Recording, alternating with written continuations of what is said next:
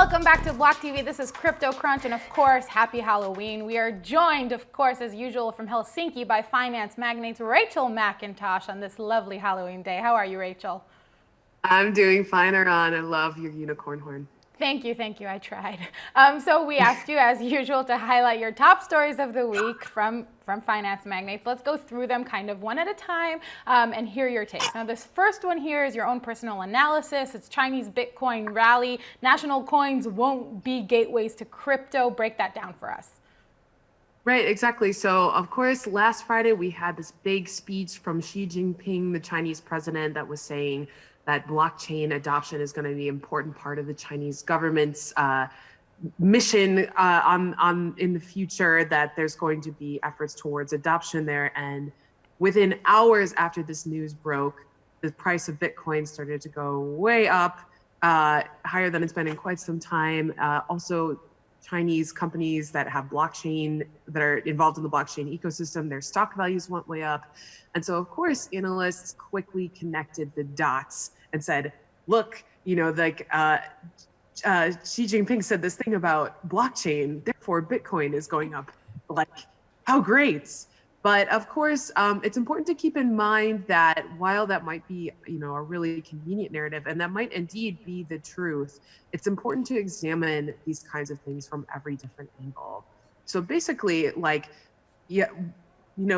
is this really the reason that Bitcoin went up? Likely, yes. However, there is an important distinction to be made between Bitcoin and blockchain. And just because Xi Jinping said that blockchain is an important part of China's future, Bitcoin does not equal blockchain, even though Bitcoin is built using blockchain. Right. So we're saying that, like, on the FOMO scale, this was, unprecedented, really, if we kind of dig deep. But you do pose the question here, does this mean that the market is maturing? What were your conclusions on that?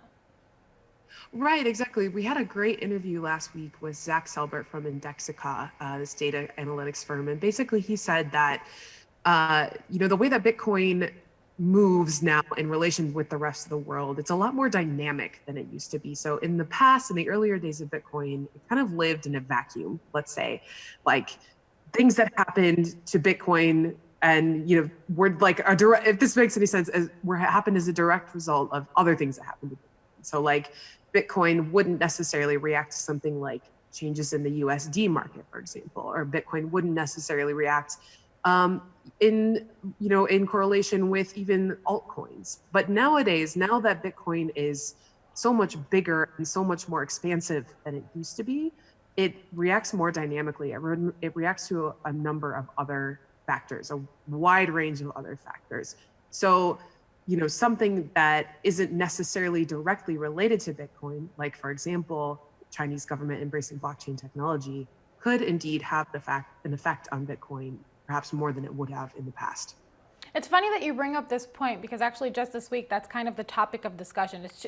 We need to change our metric. Do we need to change the metrics in which we try to see how Bitcoin, how cryptocurrencies, how blockchain is doing as a whole, and try to step away from the sentiment aspect, the social media, FOMO, hype, FUD, you name it, it's out there. And that shift is slowly but surely starting to happen. I think people are noticing that we need a different way to figure this out. So, it all kind of goes hand in hand as I see it. Now, this next story here is a continuation within the Kin saga, let's call it. This time, handing out subpoenas to commissioners within the SEC, and the SEC is seeking to block this. Explain, please. Yes, exactly. So Kik is really pulling out all of the stops here to try and quash this case from the SEC. Of course, the SEC has accused Kik of violating securities laws with its ICO that took place in the past. And Kik is saying, hell no, we didn't do anything wrong. And now their latest argument is that the SEC should be, quote unquote, void for vagueness, meaning that the SEC's, in their view, arbitrary enforcement of securities laws has contributed to confusion and vagueness within the sphere, and that therefore, basically, they didn't violate securities laws because what a security is in the cryptocurrency world is not clearly defined. Of course, the SEC is having none of that. They're saying, we don't want these subpoenas. We think that'll justify this case that Kik is making, which we don't see as valid. And if these subpoenas are granted, then it'll cause a whole host of other problems. So the SEC is fighting back against that, of course. Yeah. Well, no, Kik keeps trying to, they made this bold statement at the beginning of this entire battle on how aggressively they were the company was going to fight this. And that seems to be working to their detriment. They were hoping that this would essentially be like this landmark case that will then decide how these kinds of cases will happen moving forward. But do you think that that's what they're doing, or is it just kind of this joke at this point? Well, it's really hard to say, Aran. I mean, I think that's a good point. We've seen Kik transform from a messenger company, and then they were like, okay, we're not a messenger company anymore. Now we're just a blockchain and cryptocurrency company. And they're really, really sticking to their guns. They've got this Defend Crypto Fund that they started that's just specifically for themselves and for other companies who are facing, cryptocurrency and blockchain companies that are having battles with the SEC. And they have made it clear that if they're going to go down, they're going to go down fighting for sure. I mean, ultimately, I think that, no matter what happens, there will be a new level of clarity, even if it's just a small change from the past as a result of this case. Do I think that Kik is going to emerge the victor of this? Not necessarily, but I'm not ruling it out either. I mean, basically, the SEC is saying that Kik refused to cooperate at an earlier stage, and that's why this lawsuit happened in the first place. Like, they kind of said, okay, well, if Kik had agreed to our terms earlier, then none of this would have ever happened. But Kik is like, no, kicking and screaming, if you will. They're really trying to make a point, right. Let's say. I mean, building off of that, it seems like the best case scenario here is that there is some sort of shift in regulation or some sort of clarity with regard to anything that encompasses this thing, for them to be able to say, hey, listen, we went down, but look, we at least made this change, which wouldn't have happened. It seems like that's going to be the only way this can count as like a checkmark win in any sort of way. But again, we'll see as it keeps developing. Now, moving on to Backed. Moving on to Backed, that is slowly but surely becoming a winner, let's say, with a not so hot start. What's going on there?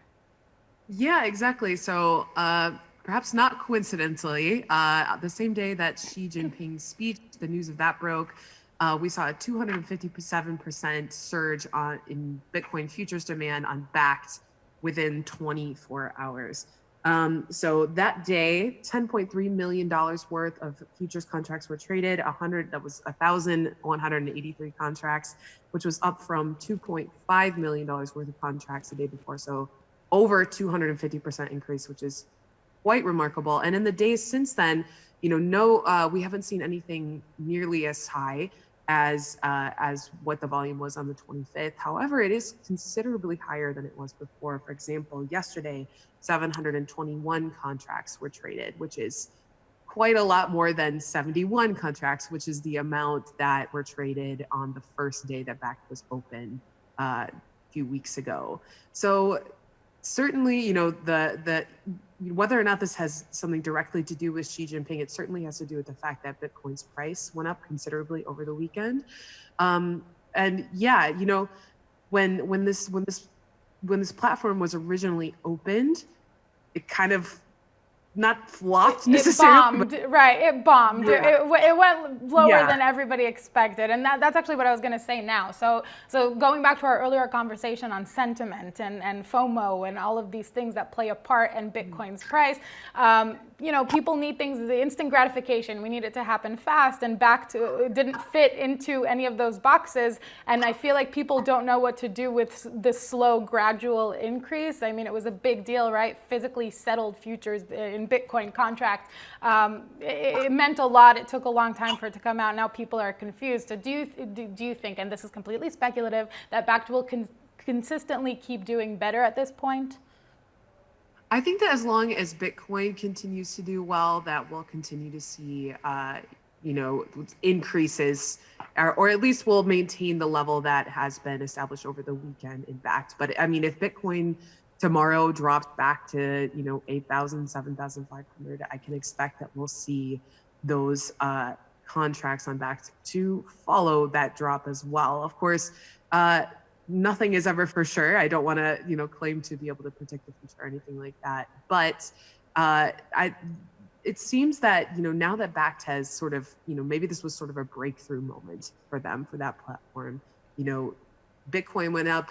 Their institutional investors saw an opportunity to say, hey, now's the time. We've been waiting to get into Bitcoin. Now that it's going up, this is a great opportunity for us. Particularly with the physically settled aspect of these Backed contracts. So will it continue? If Bitcoin continues to do well, I can say that it's more likely. However, if it goes down, maybe not. Absolutely, and this is a nice test case in gradual progress. This is a space that jumped and boomed pretty quickly, so it's nice to see something like this, especially for folks that are looking for something a bit more consistent. I'd like to thank you very much, Rachel McIntosh, for joining us for that rendition of Crypto Crunch. It was great to have you on as usual. For all you folks at home watching at BLOCKTV.com, happy Halloween, and keep on watching for more cryptocurrency and blockchain-related news.